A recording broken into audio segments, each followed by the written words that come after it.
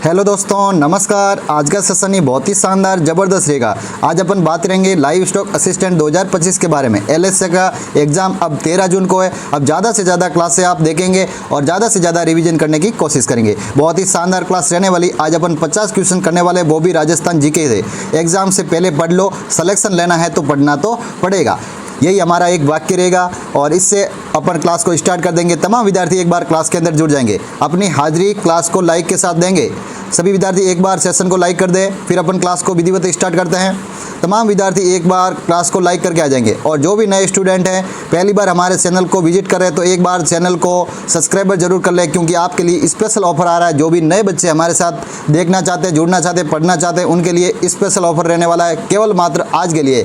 कल ये ऑफर देखने को नहीं मिलेगा, क्योंकि अब मात्र 2 या 3 दिन रहे हैं, तो इसके भीतर आप अब पढ़ नहीं पाओगे। इसलिए ये ऑफर केवल आज के लिए। कल ये ई बुक को बंद कर दिया जाएगा हमारी टीम के द्वारा, क्योंकि अब एग्ज़ाम है नज़दीक। हमारे को भी ध्यान में रखना पड़ता है कि नए बच्चे अब खरीदेंगे, लेकिन उनको पढ़ने में फिर 1800 से ज़्यादा क्वेश्चंस रहेंगे इस ई बुक में, तो आप पढ़ नहीं पाओगे। इसलिए स्पेशल ऑफर केवल मात्र आज के लिए। कल ये ई बुक आपके लिए बंद कर भी दी जाएगी। तो तमाम विद्यार्थी जो भी इस वीडियो को देख रहे हैं, आज इस ई बुक को परचेज करें। बाद में ये ई बुक आपके लिए अवेलेबल हम नहीं करवा पाएंगे, ये 100% गारंटी है। ठीक है। उड़ान एग्रीकल्चर क्लासेज के द्वारा मात्र 33 रुपये में 1800 से भी ज़्यादा क्वेश्चंस मिलने वाले। उसमें क्या रहने वाला है? राजस्थान सामान्य ज्ञान के 700 क्वेश्चंस, करंट अफेयर्स के 200 क्वेश्चंस, राज्य व्यवस्था के 100 क्वेश्चंस, दैनिक विज्ञान के 200 क्वेश्चंस, कंप्यूटर के 100 क्वेश्चंस और वेटनरी साइंस के 500 क्वेश्चंस। ये सभी मिलाकर 1800 से भी ज़्यादा क्वेश्चंस मिलने वाले हैं। ये ऑफर आज रात केवल 12 बजे तक रहने वाला है। तो सभी विद्यार्थी इस वीडियो को ज़्यादा से ज़्यादा अपने साथियों तक शेयर करें। और जो भी विद्यार्थी राजस्थान में एक तरफा ई बुक हमारी उड़ान एग्रीकल्चर क्लासेस के द्वारा बनाई गई, तो तमाम विद्यार्थी एक बार इस वीडियो को शेयर करके आ जाएंगे, क्योंकि जो भी विद्यार्थी इच्छुक है और इस ई बुक को लेना चाहता है, वो आज ही परचेज कर लो। बाद में आपको इस ई बुक को आप अवेलेबल नहीं कर सकते। ठीक है। तो तमाम विद्यार्थियों के लिए आपको क्या करना होगा, ये देखो रे कॉन्टैक्ट नंबर। इस कॉन्टैक्ट नंबर के पर आपको मैसेज करना है, सर जी हमारे को ई बुक चाहिए, हमारे को ई बुक अवेलेबल करवा दो। तो आपको तुरंत हमारी टीम के द्वारा इस मैसेज को सीन कर दिया जाएगा और तुरंत आपको ई बुक भेज दी जाएगी। व्हाट्सअप के जरिए अलग अलग पीडीएफ्स रहेगी, कम से कम 10 पीडीएफ्स है, वो आपको सारी हम अवेलेबल करवा देंगे। 3 ई बुक है वो, जिसमें पीडीएफ्स रहेगी, वो आपको फ्री में भी उपलब्ध करवाएंगे। जो कंटेंट 33 के साथ लेगा उनको फ्री में भी उपलब्ध करवा देंगे, और जो नहीं लेगा तो उनके साथ अपन कुछ भी नहीं कर सकते। तो जो भी विद्यार्थी इच्छुक है ले लेना। ठीक है। अब अपन क्लास को विधिवत स्टार्ट करते हैं। आज राजस्थान जीके के 50 क्वेश्चन करने वाले, वो भी शानदार और ज़बरदस्त। ठीक है। अब पहले क्वेश्चंस की ओर आगे बढ़ेंगे। आज की क्लास बहुत ही शानदार और ज़बरदस्त रहेगी। एग्जाम की दृष्टि से बहुत ही महत्वपूर्ण क्लास रहने वाली है, इसलिए तमाम विद्यार्थी सेशन को एंड तक जरूर बने रहे, क्योंकि बहुत कुछ इन क्लासों से आपको सीखने को मिलेगा। और जो भी विद्यार्थी हमारी पुरानी भी क्लास हैं, उन क्लासों को आप प्ले लिस्ट के माध्यम से देख सकते हैं और पढ़ सकते हैं। ठीक है। अब पहले क्वेश्चंस की ओर आगे बढ़ जाते हैं। अब विधिवत अपनी 50 क्वेश्चन तक अपन विधिवत क्लास को स्टार्ट कर लेते हैं। तो पहले ही क्वेश्चन आ गया आपकी स्क्रीन पर। निम्न में से कौन सा जो युग्म है जो सही सुमेलित नहीं है? कौन सा युग्म है जो सही सुमेलित नहीं है? तेजाजी का मेला, बीकानेर, बेणेश्वर मेला, डूंगरपुर, रामदेव जी का मेला, जैसलमेर, लक्की मेला, करौली। कौन सा गलत होगा, कौन सा सही नहीं है, ये बता दो। इसमें से तीनों राइट होंगे और एक गलत है। वो कौन सा है? क्योंकि तेजाजी का मेला तो परबसर नागौर में पड़ता है, न कि बीकानेर में पड़ता है। तो पहले को गलत बता दो। बाकी बेणेश्वर मेला, डूंगरपुर बिल्कुल राइट है। रामदेव जी का मेला जैसलमेर राइट है। लक्की मेला जो करौली में है बिल्कुल राइट है। ठीक है। पहले आंसर पहला ही गलत होगा, क्योंकि ये एक सही नहीं था, बाकी तीनों सही थे। बिल्कुल अच्छी प्रकार से बताएंगे, कोई भी गलत नहीं बताएगा। अब एग्जाम है नज़दीक, ज़्यादा से ज़्यादा क्वेश्चनों को आप करने की कोशिश करेंगे। आज अपन 50 क्वेश्चन करने वाले, वो भी बहुत ही शानदार और बेहतरीन तरीके से। अगला क्वेश्चन आ गया, देख लीजिए ध्यानपूर्वक आपकी स्क्रीन पर। राजस्थान में सीताबाड़ी का मेला कहाँ पर आयोजित होता है? सीताबाड़ी का मेला किस जिले में आयोजित होता है? बीकानेर, बारा, बूंदी, बाड़मेर। राइट आंसर बता सकते हैं। बिल्कुल अच्छा क्वेश्चन है, सीताबाड़ी का मेला बताना है। तो राइट आंसर क्या हो जाएगा? बारा। बिल्कुल बारा, केलवाड़ा बारा के अंदर सीताबाड़ी का मेला बढ़ता है, और वहाँ पर सेरिया जनजाति के लिए प्रमुख ये मेला बढ़ता है। ठीक है। सेरिया जनजाति प्रमुख उस मेले में भाग लेती है, और बारा जिले में ये मेला बढ़ता है, ध्यान में रखेंगे। अच्छा क्वेश्चन था। अगले क्वेश्चन की ओर आगे बढ़ जाएंगे। अगला क्वेश्चन सी बहुत ही ज़बरदस्त है, बहुत ही खास रहने वाला है कि हाड़ौती का सुरंगा मेला किसे कहा जाता है? हाड़ौती का सुरंगा मेला किसे कहा जाता है? बताओ, जल्दी से बताओ। ज़्यादा बिना समय वेस्ट किए आपको तुरंत ही कमेंट सेक्शन के माध्यम से बता देना है कि इसका राइट आंसर ये हो रहा है। तो तीसरे का राइट आंसर क्या हो जाएगा? बिल्कुल चंद्रभागा पशु मेला, क्योंकि चंद्रभागा पशु मेला जो झालरापाटन झालावाड़ का है और इसे ही कहा जाता है हाड़ौती का सुरंगा मेला। झालरापाटन झालावाड़ में पड़ता है। और गोमती सागर पशु मेला आ जाए वो भी झालरापाटन झालावाड़ में। पुष्कर मेला अजमेर में। रामदेवरा मेला पोखरण जैसलमेर में। वैसे रामदेवरा पशु मेला पूछे तो नागौर के अंदर है, और रामदेव जी के लिए रामदेवरा जो मेला बढ़ता है वो अपने पोखरण डुनिसा जैसलमेर में बढ़ता है, और पर्वतसल मेला तेजा जी के लिए नागौर में बढ़ता है। ये सभी चीज़ें आपको ध्यान में रखेंगे।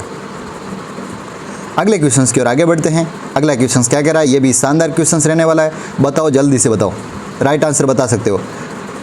लालिया कालिया का मेला कहाँ पर आयोजित होता है? लालिया और कालिया का मेला कहाँ पर आयोजित होता है? राजस्थान के अंदर कौन से जिले में आयोजित होता है? राइट आंसर बता सकते हो। राइट आंसर क्या हो जाएगा?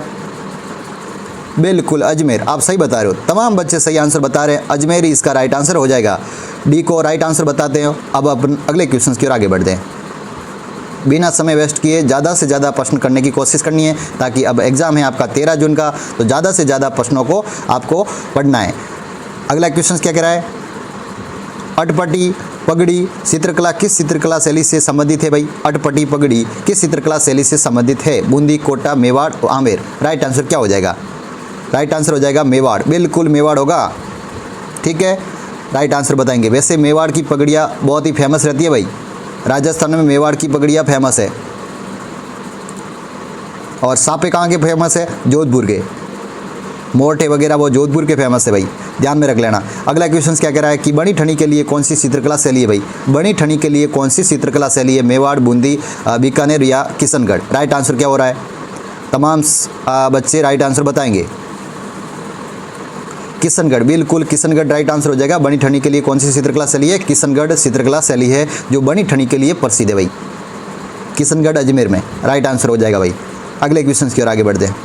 अगला क्वेश्चन क्या कह रहा है? ये भी देखो आपकी स्क्रीन पर आ गया। ये भी बहुत ही शानदार प्यारा सा क्वेश्चन है भाई कि बनी ठनी के चित्र के चित्रकार क्या कहलाते हैं भाई? चित्रकार जो कौन थे, जो जिन्होंने चित्र बनाया था, बनी ठनी नामक चित्र बनाया था, वो चित्रकार कौन थे? राइट आंसर बता सकते हो। 7वें का नियालसन होगा ना? बिल्कुल नियालसन ही होगा, क्योंकि नियालसन ने ही बनी ठनी जो चित्र था उनके चित्रकार थे नियालसन। राइट आंसर बी होगा। अगले क्वेश्चन की ओर आगे बढ़ेंगे। अगला क्वेश्चन क्या कह रहा है? ये भी देखो बहुत ही प्यारा सा क्वेश्चन आया है भाई, बहुत ही शानदार क्वेश्चन है कि दद्दी माता का जो मंदिर है राजस्थान के अंदर कहाँ है? दद्दी माता का मंदिर। राइट आंसर बताओ। गोट मांगलोर नागौर। गोट मांगलोर नागौर के अंदर है दद्दी माता का मंदिर। राइट आंसर हो जाएगा। ठीक है, सी राइट आंसर होगा। अगले क्वेश्चन की ओर आगे बढ़ेंगे।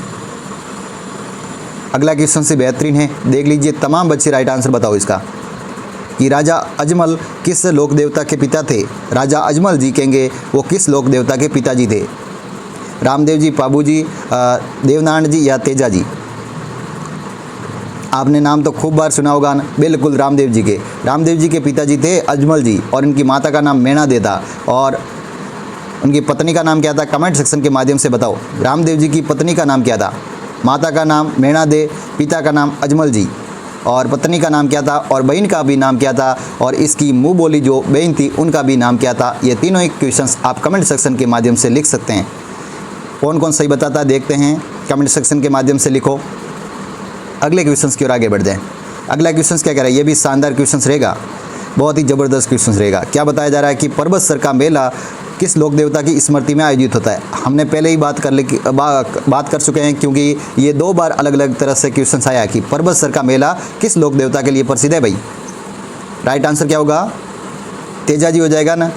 बिल्कुल सर जी, तेजा जी। पर्वतसर का मेला जो नागौर में बढ़ता है तेजा जी के लिए। अगला क्वेश्चन क्या कह रहा है? ये भी शानदार क्वेश्चन रहेगा भाई। राइट आंसर बताओ कि राजस्थान में कौन से लोक देवता के नाम से जिन्हें जाना जाता है भाई?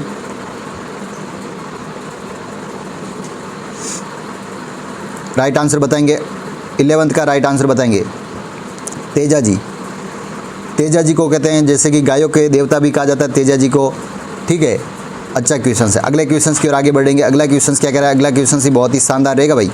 राइट आंसर बताएंगे, तमाम बच्चे राइट आंसर बता देंगे कि निम्नलिखित में से कौन से लोक देवता जो मुख्य जो कोलूमंड में स्थित है, उनका जो मंदिर कोलूमंड में मंदिर स्थित है, प्रमुख लोक देवता कौन है? गोगा जी, तेजा जी, पाबू जी, मलिनाथ जी। राइट आंसर क्या होगा? पाबू जी। कोलूमंड जोधपुर के अंदर है, फलोदी के आसपास। वहाँ पर उनका प्रमुख मुख्य मंदिर है जो पाबू जी का। ठीक है, ध्यान में रखेंगे। अगले क्वेश्चंस की ओर आगे बढ़ेंगे। अगला क्वेश्चंस क्या कह रहा है, ये भी शानदार क्वेश्चंस रहने वाला है, बहुत ही ज़बरदस्त क्वेश्चंस। अधोलिखित में से कौन सा असंगत है भाई, असंगत बताना है, इसमें से कौन सा असंगत है जो मिलान नहीं खा रहा है। तत्वाद्यंतर इक्तिरा है क्या, बिल्कुल इक्तारा तो तत्वाद्यंतर है। सुशिरवाद्यंतर अलगोजा, बिल्कुल राइट है। घनवाद्यंतर खड़ताल, बिल्कुल गढ़ है, घनवाद्यंतर है खड़ताल। और अवनद वाद्यंतर जो जंतर है, जंतर नहीं है, बिल्कुल ये गलत हो जाएगा। जंतर कौन सा है, जंतर तो तत्वाद्यंतर है, तो ये गलत बैठ रहा है। बिल्कुल बाकी तीनों सही बैठ रहे थे, डी एक गलत बैठ रहा है, डी को गलत बताएंगे, बाकी तीनों सही है। ठीक है, अगले क्वेश्चन की ओर आगे बढ़ते हैं। आपको साथ साथ में कमेंट भी करते जाना है ताकि क्लास आपको पूरी अच्छे से समझ में आए। अगले क्वेश्चन की ओर आगे बढ़ेंगे कि वालरा नृत्य किसके द्वारा किया जाता है भाई।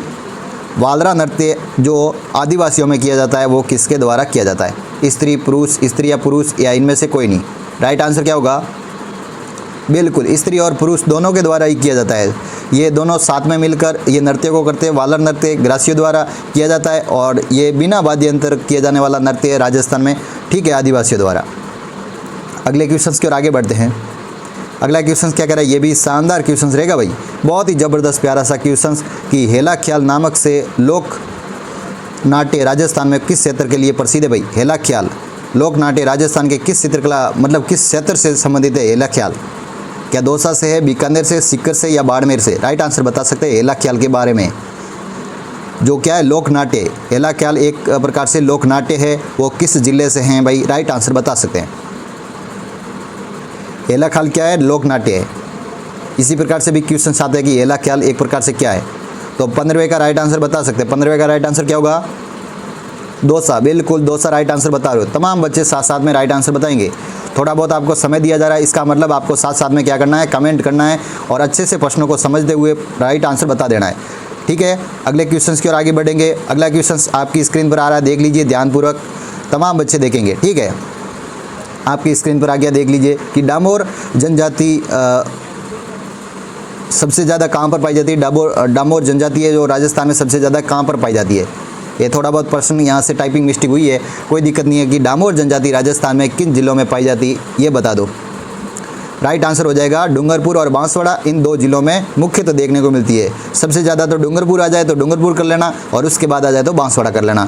डूंगरपुर मुख्यतः एक जिला पूछे तो डूंगरपुर ही बताना, क्योंकि डामोर जनजाति मुख्यतः डूंगरपुर में है और बांसवाड़ा भी इसका राइट आंसर होगा साथ में। ठीक है, अगले क्वेश्चन की ओर आगे बढ़ेंगे। अगला क्वेश्चन क्या कह रहा है, ये भी शानदार क्वेश्चन रहेगा कि पाल किसे कहा जाता है। पाल, पाल किसे कहा जाता है भाई। राइट आंसर बताओ। भीलों की बस्ती को कहा जाता है, बिल्कुल बिल्कुल भीलों की बस्ती को ही कहा जाता है पाल। अगले क्वेश्चन की ओर आगे बढ़ते हैं। अगला क्वेश्चन क्या कह रहा है, ये भी शानदार क्वेश्चन रहेगा भाई, आपकी स्क्रीन पर आ गया, देख लीजिए ध्यानपूर्वक सभी बच्चे कि दजिया और सीमाता राजस्थान के किस जनजाति से संबंधित है भाई। दजिया और सीमाता, राइट आंसर क्या होगा, 18वें का राइट आंसर हो जाएगा भील, बिल्कुल बी इसका राइट आंसर होगा, B for the Baahubali. Right answer B होगा, दजिया और सीमाता जनजाति के लिए प्रसिद्ध है, भीलों के लिए। अच्छा क्वेश्चन था। अगले क्वेश्चन की ओर आगे बढ़ेंगे। अगला क्वेश्चन क्या कह रहा है, ये भी शानदार क्वेश्चन रहेगा, जबरदस्त क्वेश्चन रहेगा। राइट आंसर बताओ कि ग्रीसन के अनुसार किस बोली को भीलों की बोली की संज्ञा दी है भाई। ग्रीसन ने किस बोली को भीलों की बोली की संज्ञा दी है। वागड़ी, डिंगल, निमाड़ी या अहरवाटी। वागड़ी, वागड़ी को दी है भीलों की संज्ञा। ठीक है, इस बोली को दी है भाई, भीलों की बोली की संज्ञा दी है वागड़ी को ग्रीसन ने। जॉर्ज इब्राहिम ग्रीसन इसका पूरा नाम है भाई। ठीक है, अगले क्वेश्चन की ओर आगे बढ़ेंगे। अगला क्वेश्चन क्या कह रहा है कि राजसमंद जिले में स्थित मोलेला गांव किसके लिए प्रसिद्ध है भाई। मोलेला गांव विख्यात किसके लिए है भाई। मोलेला गांव राजसमंद जिले में है भाई। राइट आंसर बता सकते हैं, बिल्कुल सिंपल क्वेश्चन है। मरणमेह मूर्ति कला के लिए प्रसिद्ध है मोलेला गांव। राजसमंद में मरणमेह मूर्ति कला के लिए प्रसिद्ध है भाई। ठीक है, मोलेला गांव। अच्छा क्वेश्चन था। अगले क्वेश्चन की ओर आगे बढ़ेंगे। अगला क्वेश्चन सी बहुत ही बेहतर रहेगा भाई, आपके स्क्रीन पर आ गया, देख लीजिए ध्यानपूर्वक कि लोक कला मंदिर राजस्थान में कहाँ पर स्थित है भाई। लोक कला मंदिर, राइट आंसर बताएंगे। लोक कला मंदिर कहाँ पर स्थित है, उदयपुर में। लोक कला मंदिर कहाँ है, उदयपुर में स्थित है, बिल्कुल अच्छा क्वेश्चन था, शानदार प्यारा सा क्वेश्चन। अगले क्वेश्चन की ओर आगे बढ़ते हैं। अगला क्वेश्चन क्या कह रहा है, ये भी शानदार क्वेश्चन रहने वाला है। क्या बताया जा रहा है कि कंदोरा आभूषण स्त्रियों के शरीर के किस भाग में पहना जाता है? कंदोरा आभूषण बताओ, राइट आंसर बताओ। कान में, कमर में, हाथ में या ललाट में? राइट आंसर क्या होगा? राइट आंसर बता दो। कंदोरा आभूषण स्त्रियों के किस शरीर में पहना जाता है भाई? 22वें का राइट आंसर बताना है कमर। बिल्कुल, कमर के अंदर पहना जाता है कंदोरा, ठीक है। कणकती, कंदोरा, तंगड़ी वगैरह ये सब कहाँ के आभूषण हैं? कमर के आभूषण हैं। अगले क्वेश्चन की ओर आगे बढ़ेंगे। अगला क्वेश्चन सी बहुत ही ज़बरदस्त रहेगा। क्या बताया जा रहा है कि दामना आभूषण स्त्रियों के किस शरीर में पहना जाता है भाई? दामना, न कि दामनी है, दामना है भाई, देख लेना दामना, ठीक है। राइट आंसर बताओ फिर। 23वें का राइट आंसर बताओ। अंगुली में पहना जाता है भाई, अंगुली में पहना जाता है दामना, ठीक है। अच्छा क्वेश्चन था। अगले क्वेश्चन की ओर आगे बढ़ेंगे। अगला क्वेश्चन सी बहुत ही शानदार क्वेश्चन रहेगा, एग्जाम की दृष्टि से। राइट आंसर बताएंगे भाई कि भील जनजाति स्त्रियों द्वारा पहने जाने वाला लंबा घाघरा किस नाम से जाना जाता है? जो भील जनजाति की स्त्रियों द्वारा पहने जाने वाला लंबा घाघरा रहता है वो किस नाम से जाना जाता है? कटकी, कचाबू, कू या जामा? राइट आंसर बताओ। कचाबू कहा जाता है, बिल्कुल कचाबू कहा जाता है। राइट आंसर हो जाएगा कचाबू, बिल्कुल अच्छा क्वेश्चन है। अगले क्वेश्चन की ओर आगे बढ़ेंगे। अगला क्वेश्चन क्या कह रहा है, ये भी शानदार क्वेश्चन रहेगा भाई। राइट आंसर बता सकते हो बिल्कुल कि बुलाक आभूषण स्त्रियों के शरीर में किस भाग में पहना जाता है, धारण करती है भाई? स्त्रियां किस शरीर के अंदर धारण करती है? बुलाक, बुलाक नामक आभूषण। राइट आंसर बताओ। बिल्कुल कान के अंदर, कान ही राइट आंसर होगा, कान के अंदर करती है भाई, ठीक है। नहीं, नाक के अंदर, सॉरी, नाक के अंदर हो जाएगा। मैंने कान वैसे ही बोला है पर नाक पर टिक कर दिया था, कोई दिक्कत नहीं है, ठीक है। नाक में पहनती है बुलाक, बुलाक आभूषण नाक में पहना जाता है, ध्यान में रखेंगे। अच्छा क्वेश्चन था।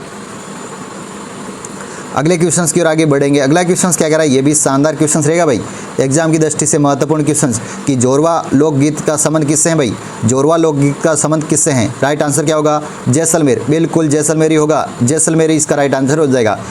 अच्छा क्वेश्चन था। अगले क्वेश्चन की ओर आगे बढ़ेंगे। अगला क्वेश्चन ही बहुत ही बेहतरीन रहेगा भाई, बहुत ही अच्छा एक क्वेश्चन है एग्जाम की दृष्टि से। क्या बताया जा रहा है कि ओलियू राजस्थान के किस लोक जीवन के किस अवसर पर संबंधित किया जाता है? ओलियू राजस्थान में जो लोकगीत के नाम से है ओलियू, जो किस अवसर पर संबंधित है, किसके लिए संबंधित है, इसके बारे में बताओ। तो पुत्री की विवाह की विदाई के समय ओलियू गीत गाया जाता है, ओलियू, ठीक है। ओलियू घनी आ रही है भाई, तो उस समय पुत्री की विवाह की विदाई के समय ओलियू गीत गाया जाता है। राइट आंसर हो जाएगा बी, ठीक है। अच्छा क्वेश्चन था। अगले क्वेश्चंस की ओर आगे बढ़ेंगे। अगला क्वेश्चन ही बहुत ही बेहतर रहेगा भाई, एग्जाम की दृष्टि से महत्वपूर्ण क्वेश्चंस कि स्वामी गोपाल दास जी जिन्होंने 1907 में हितकारिणी सभा की स्थापना की थी भाई, 1907 में हितकारिणी सभा की स्थापना स्वामी गोपाल दास ने की थी भाई, कहाँ पर की थी? चूरू, अजमेर, टोंक या भीलवाड़ा? राइट आंसर क्या होगा? बिल्कुल चूरू के अंदर की थी, चूरू, राइट आंसर हो जाएगा चूरू, ठीक है। अच्छा क्वेश्चन है। अगले क्वेश्चन की ओर आगे बढ़ते हैं। अगला क्वेश्चन क्या कह रहा है, ये भी बेहतरीन क्वेश्चन रहेगा। क्या बताया जा रहा है कि राजपूताना मध्य भारत सभा कब स्थापित की गई? राजपूताना मध्य भारत सभा कब स्थापित की गई? राइट आंसर बता सकते हो, बिल्कुल अच्छा क्वेश्चन है, शानदार क्वेश्चन है। तो 1918 में की गई राजपूत मध्य भारत सभा की स्थापना, बिल्कुल अच्छा क्वेश्चन। अगले क्वेश्चन की ओर आगे बढ़ते हैं। अगला क्वेश्चन क्या कह रहा है, ये भी शानदार क्वेश्चन रहेगा। क्या बताया जा रहा है, भीनमाल के महान संस्कृत कवि जिनका जन्म स्थल कहाँ पर हुआ था भाई? जन्म स्थल किस स्थल पर, मतलब कवि मांग कहा जाता था जिन्हें कवि मांग, भीनमाल के महान संस्कृत कवि थे, कवि मांग कहा जाता था, ठीक है। इनका जन्म स्थल कवि मांग से, ये भीनमाल के आसपास मतलब इन इलाकों में मुख्यतः उस समय प्राचीन काल में ग्रंथ भी लिखे और यहाँ पर उन्होंने अलग अलग। अगले क्वेश्चंस की ओर आगे बढ़ेंगे। अगला क्वेश्चंस क्या कह रहा है, ये भी ज़बरदस्त क्वेश्चन रहेगा कि साहित्यिक रचना और उसकी साहित्यकार में कौन सा गलत युग्म रहेगा? गलत युग्म को बताना होगा आपको। इधर साहित्यकार दे रखे हैं उनकी रचना और इधर साहित्यकार है। पहले रचना कौन से साहित्यकार से संबंधित जो सही युग्म नहीं है उसके बारे में बताओ, बाकी तीनों सही होंगे। राइट आंसर क्या होगा कि वीर सतसई सूर्यमल मिश्र ने लिखी थी, बिल्कुल राइट आंसर होगा। एकलिंग जी महात्म्य, ये सन चंद्र प्रकाश देवल, ये गलत होगा। और डोला मारूरा दोआ कवि केलोत, बिल्कुल ये कवि केलोत है, ठीक है, ये थोड़ी बहुत टाइपिंग मिस्टेक हुई है, यहाँ कवि केलोत हो जाएगा, केलोल नहीं केलोत, ठीक है। और चेतावनी सूटिया केसरी सिंह बारड, ये भी राइट आंसर है।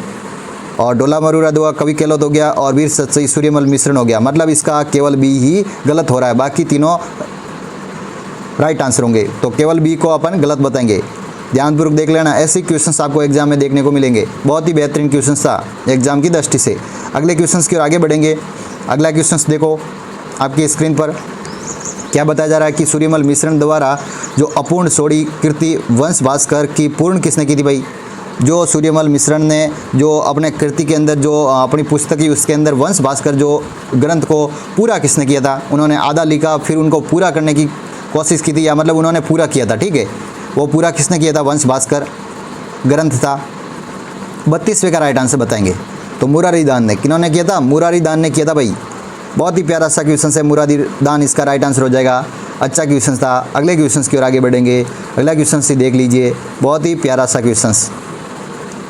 राजस्थान में एक तरफा जो ई बुक और एक तरफा जो क्वेश्चंस लाए जा रहे हैं आपके एलएससी एग्ज़ाम के लिए हमारे उड़ान एग्रीकल्चर क्लासेज के द्वारा, सपने होंगे साकार, इसी को लेकर आपके जो मकसद है एग्ज़ाम के लिए जो तैयारी करवा रहे हैं, इसी के लिए आपको प्रतिदिन जुड़ना है और इसी प्रकार से पढ़ते रहना है। प्रतिदिन आप इसी प्रकार से पढ़े और हमारी जितने भी प्ले लिस्ट लग रखी है वो सारी प्ले लिस्ट आप आराम से देख सकते हो, पढ़ सकते हो, ठीक है। बिना कोई पैसा दिए आप आराम से यूट्यूब में फ्री में पढ़ सकते हो आप, और अच्छे से अच्छा कंटेंट आप उपलब्ध कर सकते हो, ठीक है। तो वो प्ले लिस्ट में जाकर देख लेना। अब इसका राइट आंसर बताएंगे, तमाम बच्चे राइट आंसर बता देंगे कि रेड क्लिप रेखा राजस्थान का विस्तार कहाँ से कहाँ तक है। रेड क्लिप रेखा का 33वें का राइट आंसर क्या होगा? हिंदुमल टोंक गंगानगर से बाकासर बाड़मेर हो जाएगा ना, बाड़मेर होगा भाई, बाकासर बाड़मेर। हिंदुमल टोंक गंगानगर से बाकासर बाड़मेर इसका राइट आंसर होगा, बिल्कुल। रेड क्लिप रेखा की कुल लंबाई कितनी है? 1070 किमी, 1070 किमी। राजस्थान के अभी तो जिलों का विस्तार सही नहीं हुआ है, लेकिन पुराने जिलों के अकॉर्डिंग बता दें तो श्री गंगानगर हो जाएगा, फिर बीकानेर, फिर इधर बाड़मेर और फिर इधर जैसलमेर। तो सबसे ज़्यादा जैसलमेर से लग दिए 467 और सबसे कम लग दिए बीकानेर से 168। इसी प्रकार से गंगानगर 210 और बाड़मेर 228। इसी प्रकार से 1070 हो जाएगी कुल किमी। रेड क्लिप रेखा से राजस्थान के 4 जिले जुड़े हुए थे। अब अपन अगले क्वेश्चंस की ओर आगे बढ़ जाएंगे। अगला क्वेश्चंस क्या कह रहा है? ये भी बहुत ही बेहतरीन क्वेश्चंस रहेगा, बहुत ही शानदार क्वेश्चंस। क्या बताया जा रहा है कि करक रेखा राजस्थान के किन जिलों से होकर गुजरती है भाई? करक रेखा राजस्थान के किन जिलों से होकर गुजरती है? राजस्थान के दक्षिण भाग में 26 किलोमीटर लंबी डूंगरपुर और बांसवाड़ा, बिल्कुल डूंगरपुर और बांसवाड़ा इसका राइट आंसर हो रहा है। अगले क्वेश्चंस की ओर आगे बढ़ते हैं। अगला क्वेश्चन क्या कह रहा है? ये भी शानदार क्वेश्चन रहेगा, जल्दी से बताओ राइट आंसर, जल्दी से राइट आंसर बताओ कि अनुप्रस्थ बालुका स्तूप के टीले राजस्थान के किन जिलों में देखने को मिलते हैं? अनुप्रस्थ बालुका स्तूप के टीले, ठीक है, अनुप्रस्थ बालुका स्तूप के टीले हैं वो राजस्थान के किन जिलों में देखने को मिलते हैं? राइट आंसर बताओ। 35वें का राइट आंसर क्या होगा? बीकानेर श्रीगंगानगर हो जाएगा ना, बिल्कुल बिल्कुल। पहले का 35वें का पहला ही राइट होगा। बीकानेर और श्रीगंगानगर में अनुप्रस्थ बालुका स्तूप के टीले देखने को मिलते हैं। अच्छा क्वेश्चन था। अगले क्वेश्चन की ओर आगे बढ़ते हैं। अब इसका राइट आंसर बताओ आप कमेंट सेक्शन के माध्यम से कि थार के मरुस्थल में पाए जाने वाले अर्धचंद्राकार टीले क्या कहलाते हैं भाई? अर्धचंद्राकार टीले क्या कहलाते हैं राजस्थान में? जो थार के मरुस्थल में पाए जाते हैं अर्धचंद्राकार टीले, बिल्कुल अच्छा क्वेश्चन है, खूब बार हजारों बार एग्जाम में आ चुका ये क्वेश्चन। बरखांस, बिल्कुल बरखांस कहा जाता है राजस्थान में अर्धचंद्राकार टीले जो रेत के टीले रहते हैं थार के मरुस्थल में, जिसे बरखांस कहा जाता है। अच्छा क्वेश्चन था। और खड़ीन तो जैसलमेर के अंदर है। कहाँ है? जैसलमेर के अंदर। अगला क्वेश्चन क्या कह रहा है कि राजस्थान में कौन सा क्षेत्र बालुका स्तूप से स्तूप मुक्त है भाई? बालुका स्तूप से मुक्त क्षेत्र है वो कौन सा? राजस्थान में कौन सा क्षेत्र है बताओ? डी ऑप्शन होगा, बिल्कुल फलोदी से पोखरण का क्षेत्र है जो बालुका स्तूप से मुक्त क्षेत्र है भाई। बालुका स्तूप से मुक्त क्षेत्र है फलोदी और पोखरण। अगले क्वेश्चन की ओर आगे बढ़ेंगे। अगला क्वेश्चन ही बहुत ही बेहतरीन रहेगा। क्या बताया जा रहा है? 50 क्वेश्चन करने वाले अब मात्र 10 एक क्वेश्चन रहे हैं, वो भी कर लेते हैं, कोई दिक्कत नहीं है किसी को, ठीक है। आराम से पढ़ते जाइए, धीरे धीरे क्लास पूरी हो जाएगी, ठीक है। घग्गर का मैदान कहाँ पर स्थित है भाई? घग्गर का मैदान राजस्थान में घग्गर का मैदान किन जिलों में स्थित है भाई? ये गंगानगर और हनुमानगढ़ हो जाएगा, बिल्कुल गंगानगर और हनुमानगढ़ के अंदर है घग्गर का मैदान। बिल्कुल सही बता रहे हो। अगले क्वेश्चंस की ओर आगे बढ़ेंगे। अगला क्वेश्चंस आपकी स्क्रीन पर आ गया, देख लीजिए। तमाम बच्चे राइट आंसर बताएंगे। राइट आंसर क्या होगा इसका कि राजस्थान में किस अंचल को बागड़ प्रदेश के नाम से जाना जाता है? बागड़ प्रदेश के नाम से जाना जाता है। राइट आंसर क्या होगा? बागड़ प्रदेश के नाम तो शेखावटी क्षेत्र के अंचल को कहा जाता है भाई। शेखावटी क्षेत्र के अंचल जिसमें चूरू, सीकर, झुंझुनू और नीम का थाना ये वगैरह आ जाएंगे इसके अंदर, ठीक है, शेखावटी अंचल के अंदर। अगले क्वेश्चंस की ओर आगे बढ़ जाएंगे। अगला क्वेश्चंस क्या कह रहा है? ये भी शानदार क्वेश्चंस रहेगा कि राजस्थान में मालपुरा करौली का मैदान है जो किस बेसिन पर बना हुआ है भाई? मालपुरा करौली का जो मैदान है वो किस बेसिन पर बना हुआ है? चंबल, लूनी, बनास बेसिन या यमुना बेसिन? कौन सी बेसिन पर बना हुआ है? बनास बेसिन, बिल्कुल बनास बेसिन इसका राइट आंसर हो जाएगा, सी राइट आंसर होगा। अच्छा क्वेश्चन था। अगले क्वेश्चन की ओर आगे बढ़ते हैं। देखो ध्यानपूर्वक सभी बच्चे राइट आंसर बताओ कि बांसवाड़ा और डूंगरपुर के मध्य भूभाग किस नाम से जाना जाता है भाई? बांसवाड़ा और डूंगरपुर के मध्य का भूभाग किस नाम से जाना जाता है? बहुत ही प्यारे से क्वेश्चन से, बहुत ही शानदार और एग्जाम की दृष्टि से बहुत ही महत्वपूर्ण क्लास रहने वाली आज की। क्या राइट आंसर होगा? मेवल, बिल्कुल। बांसवाड़ा और डूंगरपुर के जो मध्य का पठार रहता है उसे मध्य का पठार को क्या कहा जाता है? मेवल कहा जाता है। क्या कहा जाएगा? मेवल कहा जाएगा। इसी प्रकार से आपको कांठल भी आना चाहिए और बाखर भी आना चाहिए और गिरवा भी आना चाहिए। क्या आपको आते हैं तो आपको कमेंट सेक्शन के माध्यम से बताना है। कांठल तो प्रतापगढ़ के आसपास का क्षेत्र रहेगा। बाखर आपको सिरोही के जो तिरवनुमा ढाल की पहाड़ियाँ रहती है उसको ही बाखर कहा जाता है। और गिरवा किसे कहा जाता है? उदयपुर, गोगुंदा से उदयपुर के आसपास का जो हरा भरा क्षेत्र रहता है इन क्षेत्र को कहा जाता है गिरवा। तो इसी प्रकार से आपको अलग अलग ध्यान में रखना है सभी। अगले क्वेश्चन की ओर आगे बढ़ेंगे। अगला क्वेश्चन बताओ, राइट आंसर बताओ इसका। तमाम बच्चे राइट आंसर बता सकते हैं कि मुकुंदरवाड़ा की पहाड़ियाँ राजस्थान के किस जिले में फैली हुई है? मुकुंदरवाड़ा की पहाड़ियाँ राजस्थान के किस जिले में फैली हुई है? राइट आंसर बताओ। बहुत ही अच्छा क्वेश्चन है। कोटा जिले में, बिल्कुल कोटा जिले में हाड़ौती क्षेत्र के आसपास ये पहाड़ियाँ फैली हुई है जो मुकुंदरवाड़ा की पहाड़ियाँ हैं। अच्छा क्वेश्चन बताया, राइट आंसर था, ठीक है, कोटा। अगले क्वेश्चन की ओर अपन आगे बढ़ेंगे। अगला क्वेश्चन का राइट आंसर बताओ। तमाम बच्चे राइट आंसर बताओ कि राजस्थान में भूरी मिट्टी का प्रसार किस क्षेत्र में है भाई? किस बेसिन में है? किस नदी के आसपास है?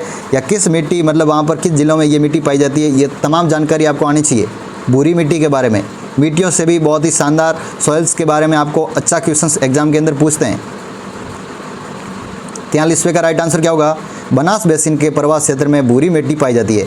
बनास बेसिन के प्रवास क्षेत्र, नदी के आसपास का प्रवास क्षेत्र है, वहाँ पर पाई जाती है। अच्छा क्वेश्चन है। अगले क्वेश्चन की ओर आगे बढ़ते हैं। अगला क्वेश्चन राइट आंसर बताओ इसका।